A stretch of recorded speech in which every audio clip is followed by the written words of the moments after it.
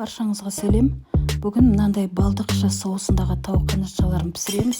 Каналға тіркеліп кетуіңізді сұраймын. 800 грамм қанатшаға 2 ас қасық балды ертіп қостым. Және 1 ас қасық қыша дәмдеу үшін қостым.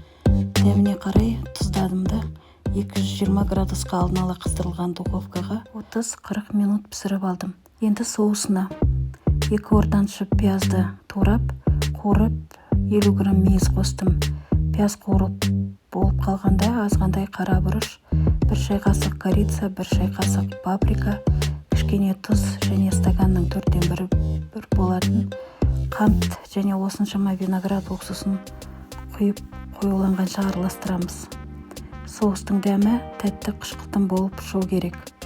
Гарнирге күрішті аламыз. Міне ас дайын.